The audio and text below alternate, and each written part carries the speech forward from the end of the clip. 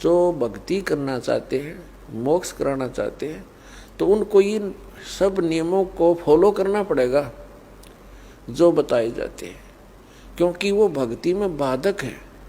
और जो भक्ति बाधक है आप उनको भी साथ लेकर चल रहे हो, तो आप ऐसा कर रहे हो जैसे किसी पशु के गल में लठ बांध दिया करते सा मोटा रस्से में गाल के।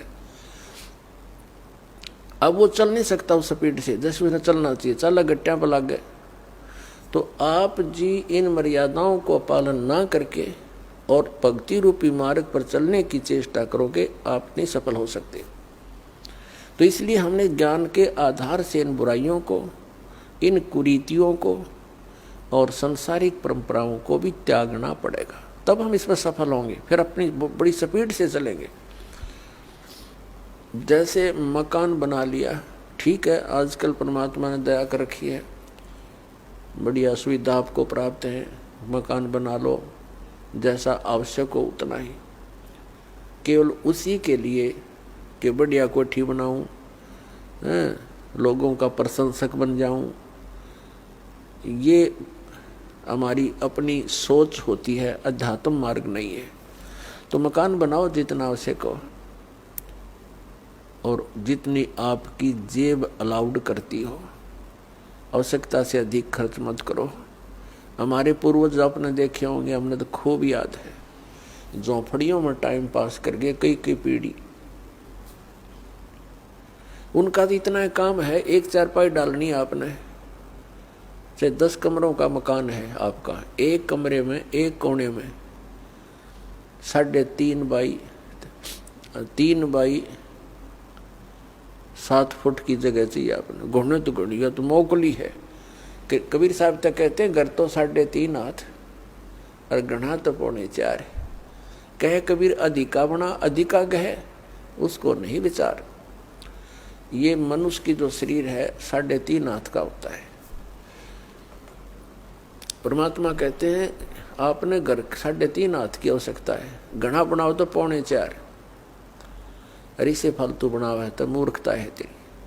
फिर भी परमात्मा का कहने का तात्पर्य है कि आवश्यकता से अधिक कोई भी वस्तु आप संग्रह करते हो, आपकी भक्ति का बाधक बनेगा, क्योंकि समय वेस्ट व्यर्थ जाएगा। कोठी बना ली, 1-2 लाख अपने पास से लगा लिए, 3 लाख कर्जा कर लिया। अब जब तो कर्जा ले लिया, ऋण ले लिया, पता नहीं चला, 1 महीने के बाद मांगने वाला आने लग जाएंगे, चैन गई, रात न नींद आवे नहीं, और भक्ति का भी नाश। वह कोठी के काम आई आपके। तो इस प्रकार हमने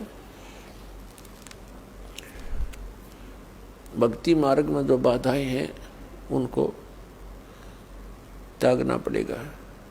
अब क्या बताते हैं, परमात्मा ने हमें कितनी सद्बुद्धि दे रखी है, और ये भक्ति ना करने से इन कोठी बंगले बनाने में और धन बढ़ाने में अपना जीवन व्यर्थ कर जाएंगे, तो फिर क्या होगा। नर से तू पशुआ कीजिए, नर से फिर तू पशु बनेगा।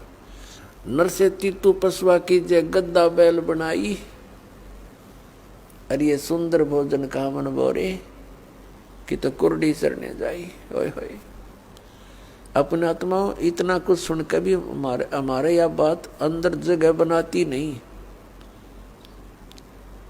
क्योंकि हमें ये सब सुविधाएं उपलब्ध है और हर समय है, और ये तो आपके अंतिम सांस तक आपको रहेंगी जब तक मनुष्य जीवन में हो।